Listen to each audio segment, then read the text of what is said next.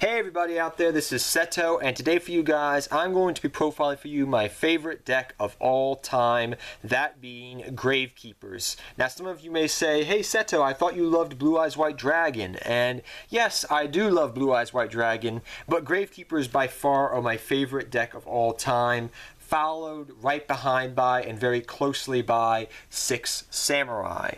I've been playing Gravekeepers for ever, I think, pretty much ever since Pharaonic Guardian when they originally came out, back when Necro Valley and Gravekeeper Spy and Assailant used to be the best card in the deck, originally came out back in the day. So over, I think that was 2004 they came out with Gravekeepers.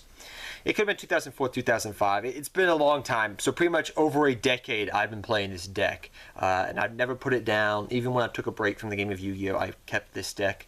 And I love the deck to death. It's an amazing deck. So without further ado, guys, we'll get started into this deck. I built this Gravekeeper deck as an anti-meta deck to some degree. I do have fun playing with it, though we're entering a pendulum era. They're not as good, Gravekeepers are, and they're very slow. But in the grind game, they're amazing. And you can still win against decks even in today's game. So first off, we run 3 Gravekeeper Spy. Amazing card. It's the backbone of Gravekeepers. Spy is pretty much the backbone of the deck. It's your card that gets your power plays going. It gets the ball rolling on the field. It keeps things rolling. Get your plays going. It's an amazing, amazing card. You never run less than 3. With Necro Valley out in the field, she has a 2,500 defense, which is kind of still hard for some decks to get over. But she's an amazing, amazing card, and I love her. I don't know if it's a he or a she, but I've been told it's a he. Next we run 3 Gravekeepers Recruiter. I have seen people run just 2 Gravekeepers Recruiter before, and personally I never could see myself running less than 3. This is the card that really made Gravekeepers top of the meta, along with 6 Samurais back in the day, along with Royal Tribute also being at 3, but this card's amazing. It's still a good card. I would never run less than 3. With Necro Valley out in the field, he is a 1,700 attack, so that's decent and respectable. He can put work in for you. He's pretty much a floater. Whenever he goes to the graveyard, you get to search for pretty much any Gravekeeper in your deck except Gravekeeper Spy, which is amazing. Amazing card. I really, really do love it, and I really enjoy it. I don't know why people are putting it down to 2. They said it's because it's slow and it's not a good card, really. I don't know what you're talking about, because with Gravekeeper Spy, you pretty much can set your Spy, flip up your Spy, get your Recruiter out or your Descendant, get free 2 pops there, get 2 free pops, get a search off Recruiter for whatever you need to, and just continue on with your day. It helps wreck your Pendulum Scare along with Spy and Descendant, and get a search off it as well, so I really do like the 3 Recruiter. Next I run 3 Commandants. I know some people are going to say, well Seto, you should run 2 Commandant because, the field spell ruling, and, with people being able to have 2 field spells on the field at once nowadays. And granted, I understand that, and I did try it out for a long time when I heard about that ruling about 2 years ago now. My gosh. It's been that long. But I still like the 3 Commandant. Back in the day, this used to help you get over Thunder King, because you could just normal summon it with Necro Valley on the field. He would be 2,100 attack. You just run over the Thunder King. He's pretty much 2,100 attack when you have Necro Valley on the field, which is good. He's pretty much your biggest beat stick, I guess you could say, in the deck with Necro Valley on the field. But he helps search out for Necro Valley. That's his main purpose in the deck. You pitch him to search out your Necro Valley. And I can tell you, even to this day, there's been some times where, even though I run 3 Necro Valley and 3 Commandant, I still don't get a Necro Valley first turn on the field. And you really need the Necro Valley first turn, because if Gravekeeper Spy is the backbone of the deck, Necro Valley is the sinew that holds the deck together and brings it all together. Ever since they made Necro Valley an archetype, and just in general, it's your main card. Necro Valley is so intricate and important to what the deck does and what it functions and how the cards get more beefy attacks and run over things. That's why it's so important. and you really need to see that. And I still to this day have people going, I go through all 3 Necro Valley in one duel, and it's literally that last Necro Valley keeps my ass from falling over and me losing the duel, is because I have 3 Necro Valley instead of 2 in my deck, and because I have 3 Commandant and I easily can get to that Necro Valley whenever I want. So sometimes I have people pop or MST my 1 Necro Valley, I pitch the other Commandant and I had in my hand, search for the other Necro Valley, continue on with my day. Sometimes with Tombs of the Necro Valley, you just keep this on field with the 21 beat stick and Tombs is active. So I love Commandant. He's amazing as a 3 of. I wouldn't run less than him unless they come out with new Gravekeepers support and made me think otherwise.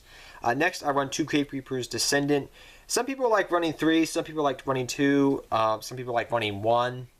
That's up to them. Personally, I love Descendant as a 2 of. He's pretty much based off Merrick, I've always thought. He's even got a staff in his hand, so that's why I thought Merrick, and the blonde hair. But really good card, like I said before, with Spy, because you can set the Spy, flip up the Spy, get your Recruiter out if you have Descendant in hand, normal summon the Descendant on your next turn, on your turn if they didn't attack the Spy or whatever, and just get free 2 pops. 2 pops on the field. Also, if you have Rite of Spirit, which is a great Gravekeeper's Trap card, you can flip over the Rite of Spirit, reborn another Gravekeeper, preferably Recruiter, so you can get 2 free searches off, and pop another card on the field. So you can just go pop, pop, pop, pop, pop on their field, and it's really amazing. You can blow up Pendulum Scales if you really want to, and blow up other things. It's really, really nice. So I definitely like the 2 Descendant for that reason. Then I run 1 Assailant, 1 Shaman, 1 Heretic, and I'll put him over here, 1 Nobleman. I'll put her over here, actually. So, Shaman's really good. You do not like drawing the Shaman. Some people like running double Shaman, but pretty much you flip up the Spy, you get out Shaman, and it's good against certain decks that you're facing against. Granted, I know some people side deck the Shaman, and they keep the Shaman in the side deck, and that's perfectly fine if you really want to. That's something I even have done sometimes. I even keep maybe 2 Shamans in the side deck, depending upon the meta. But depending upon the format and the meta and how it's developing, or what I'm playing against you in that time frame. But I do definitely like her as a 1 of. The 1 Gravekeeper's Assailant, great card.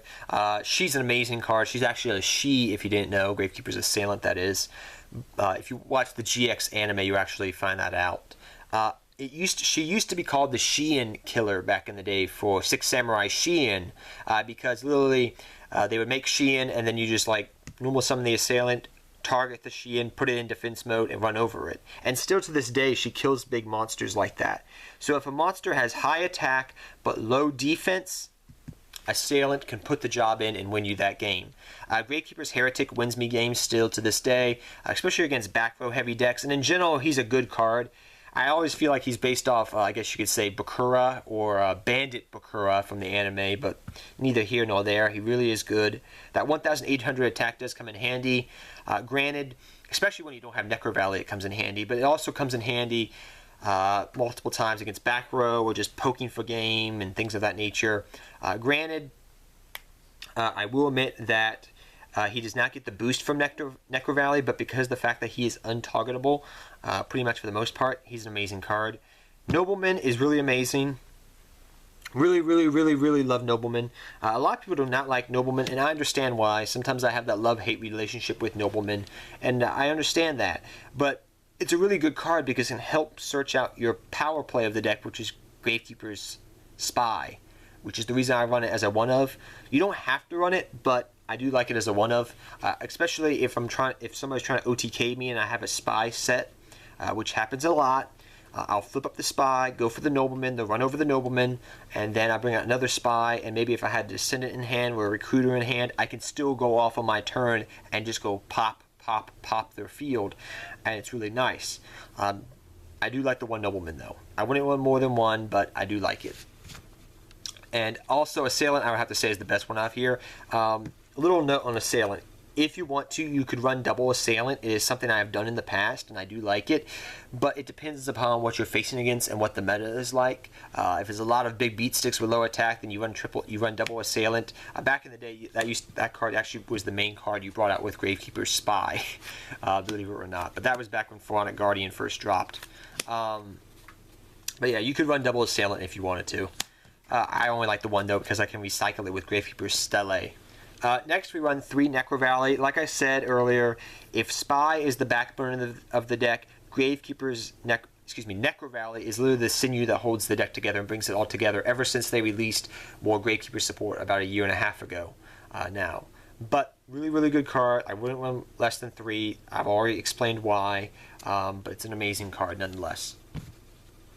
Love the card. I would actually probably say that Necro Valley also is probably, in my humble opinion, is probably the best Field Spar card that ever came out in the game of Yu-Gi-Oh! As of right now. You may say, well, Chicken Games or Harpy's Hunting Ground. Yes, I understand. But this card, for over a decade, helped shut down meta decks. And it was so good that people would put it in their side decks even if they were not playing Gravekeepers. And this is the card that made Gravekeepers top of the meta back in the day. Because it shut down plants. It's an amazing card. It's probably one of the it's a side deck card that's used for many different anti-meta type of themes with decks with people that like anti-meta, with Commandant as well to search it out, or terraforming throughout the course of Yu-Gi-Oh! History. But that's why I personally feel like Necro Valley has been the best field spell card to ever come out in the game of Yu-Gi-Oh! I could say in the history of the game, it's probably the best. Next, we run 3 Power of Duality. We do one lose one turn, and we don't special summon a lot in this deck. Pretty much the only special summon you are going to do is using Gravekeeper's Spy. That's probably the only time you're ever going to use a special summon. You can make Master Key Beetle if you wanted to, but I don't even make him that much anymore or go into my extra deck. It's just there in case I need it, but you rarely go into it. So 3 Power Duality is really good because it helps in the grind game. It helps just get your traps, your power plays going, set your Spy, first turn. It's really good. I definitely like the 3 Power Dualities for sure.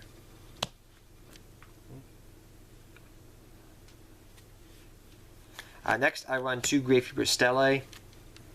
Gravekeeper Stele is an amazing card. I wouldn't run more than 2 Gravekeeper Stele. It's an amazing card because you can just add 2 Gravekeepers back from your graveyard to your hand. Amazing card. You can get your Spy, your Commandant, your Assailant, your Descendant, whatever, and you can just continue on with your play. Especially mid to late game, it can really help you out. Top decking game, it's an amazing card in the top deck. Just a good card overall, I find. I really like it. Definitely not a 3 of because it can get cloggy, but 2 of, it's really good. 2 MST, you can run double, Galaxy Cyclone if you want to, or whatnot, but or Twin Twister, which is coming out in the next set in Bosch, or Breaker of Shadows. But personally, I just like my old MSTs. They come in handy. Next, I'm on Book of Moon, Allure of Darkness, Royal Tribute, Regeki. Really good cards here. Regeki, clear the board attack. Book of Moon, come on Konami, make Book of Moon back to 2 or 3 so I can reset my Spy, flip it back up, go for power plays. Good times. Allure of Darkness is also a good card. It's a draw power card for the deck. You run all darks except a Commandant. Commandant's an Earth, excuse me. Royal Tribute, amazing card. In the OCG, it's back at 3. For almost a year now, Royal Tribute's been back at 3, and I'm here sitting going, Konami of TCG, can you put Royal Tribute back to 2 at least? I know a lot of people are probably screaming at me saying, no, Royal Tribute should not go back to 2 or 3 because you hate Gravekeepers. And I understand it's a very powerful card, but hey, I want to play my Gravekeepers. It's my favorite deck. I have to root for my GKs, man. I love my GKs. Next, we run 2 lose one turns. If you want to run this card, this deck this way, you can. I've seen people run 3 lose one turns. It's fine. I tried it out over the last couple of months, and I really do like it as a 2 of. It comes in handy. It works well with the deck. It brings fast decks down to your level to some degree. I really do like it. Granted, it does mess up with your Spy plays or your Descendant plays for popping cards on field, but you have traps to deal with that, so you'll be pretty good. Definitely 2 lose one turns. I really do like the card in the deck now. Two Fiendish Chains. I was thinking Breakthrough Skill or Fiendish Chain. And then I started thinking to myself, well, which one do I really prefer personally? And I said Fiendish Chain because if I don't have the lose one turns, they come in handy. Also, because I don't like people running over my dang Gravekeeper's Spy, especially if I don't have Necro Valley out, or just in general running over my Gravekeeper's Spy because I like that big defense and I want to keep her on the field, or whatever the matter is. So I do like running the two Fiendish Chains. You can run Breakthrough Skill, but I prefer the Fiendish Chains overall for right now. That is. Next, I run two Imperial Tombs of the Necro Valley. Some people run 3 of this, some people run 1 of this card, some people don't even run this card. It's different ratios for every Gravekeeper player I see. I like the card. It's a good card. It is not Infernity Barrier because you cannot activate multiple ones per turn, but it is a good card nonetheless. And I do like playing it as a 2 of because it does come in handy, it does come in clutch, and once you get the ball rolling, it can stop your opponent's comebacks to some degree. So I do like it as a 2 of, and people don't see it coming as well. Next, I run 2 Rider Spirits. Like I said, it's an amazing card. It's pretty much Call of the Haunted for the deck, or your Monster Reborn in trap form, which it's more like, because it doesn't equip to the monster like Call of the Haunted. It just reborns the Gravekeeper monster, and it's really good for Shaman, for Assailant, for Recruiters, for Descending Popping, for Descendant plays. It's an amazing card as a 2 of, and I definitely like running it as a 2 of nowadays. It's an amazing card, and has saved me from being OTK'd sometimes and going off and winning duels. Then for your 1-ofs, 1 Vanity's Emptiness, 1 Bottomless Trap Hole, 1 Solemn Warning. I'm kind of waiting for Solemn Notice to come out, and if I'm able to get a hold of them, I'll probably play them in this deck, because it'll be like the old days when this card was at 3, and this deck was just nothing but a controlled deck. And I don't think it'll be meta, but it'll be fun to see what it does with 3 Solemn Notice and the brigade, the Solemn Brigade back in order. But the Warning, the Bottomless, and the Vanities. For the extra deck, don't pay attention too much to the extra deck. It's pretty much you can run any generic rank 4s. I was thinking of running 1 Nodin in the extra deck and 1 Instant Fusion in the main deck, but I'm running the lose 1 turns, so I was kind of like, do I really need to? No, not really. So you can run an Instant Fusion in the extra deck, in the main deck if you want to, of the Gravekeeper deck, but it's up to you. 1 Master Key Beetle, I go for this sometimes. 1 Wind-Up Zenmeister for game. Cowboy is the one I go for the most because you win games that way. 1 Dark Rebellion XYZ Dragon, 1 number 103 Wagner Zero, 1 Castell, and number 101. Dark Rebellion comes in handy, 103 comes in handy, Castell comes in handy, 101 comes in handy. These are some of the ones I go into sometimes if I don't have, just in certain situations.